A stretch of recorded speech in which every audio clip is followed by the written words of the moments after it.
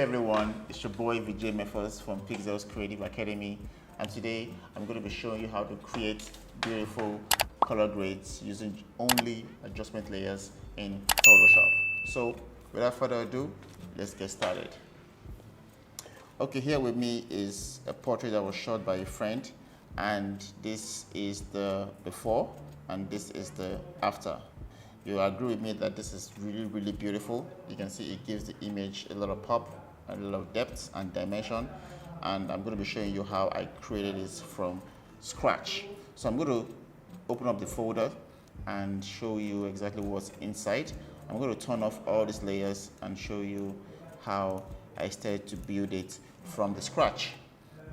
Okay, so I started with the color fill layer, all right, and the color fill layer, this was the let me show you. This is the hex code I used, 6B3200, and I changed the blending mode to soft light and also reduced the opacity to 28%. Basically, this just gave the image sort of like a brown feel. I wanted the image to have a little bit of red vibe going on and also cool background. So I started with warming up the image a little bit by choosing that value to start with. The next thing I did was to create like a flare, since the photographer shot this portrait with sort of like a backlight, which is also affecting the hair and her hat. So I started to create that feel.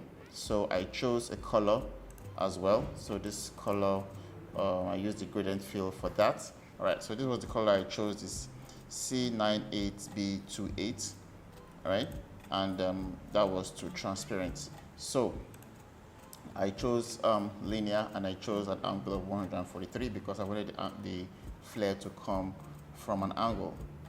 All right, so I also included a white brush. So this is just basically a white brush and a very soft white brush to create like a hotspot. Okay, so after that I created a selective color, and in the selective color I made some adjustments to the red channel. These are the values: -8 to the cyan, -6 to the yellows, and +5 to the blacks. I also adjusted the yellow channel: -8 to the cyan, +8 to the yellows, and +83 to the blacks. And from there I went straight to the whites and added +44 to the cyan. I went to the neutrals to add more reds to the cyans, and that was -2. And to the blacks I added more reds as well, which is -5, and yellow I added -12.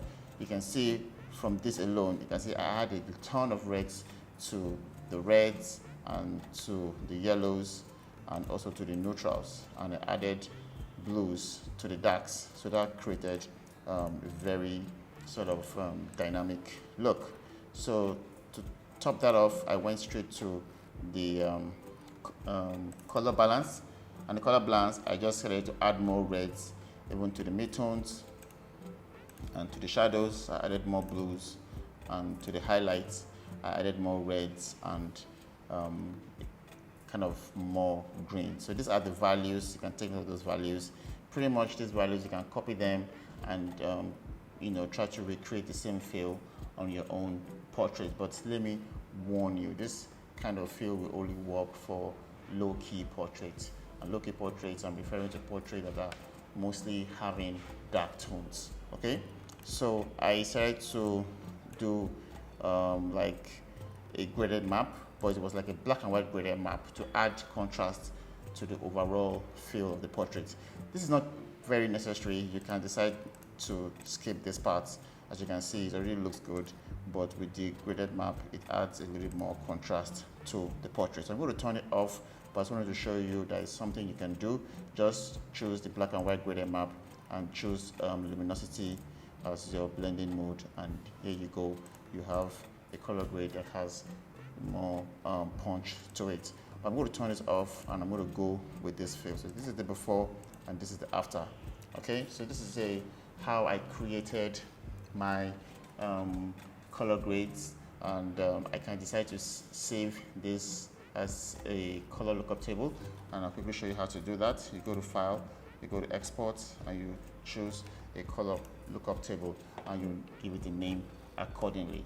And of course, you can save it in the correct directory in your local disk, so that next time you want to use it, you can just go straight to your adjustments and pick up your color lookup tables, and here you go. You have your color lookup waiting for you, ready for use. So I hope you enjoy this quick tutorial. You can try it, tell me what you think. If you want more tutorials and more content, please, you can always find us on Pixels Creative Academy, and I will see you soon. Thank you.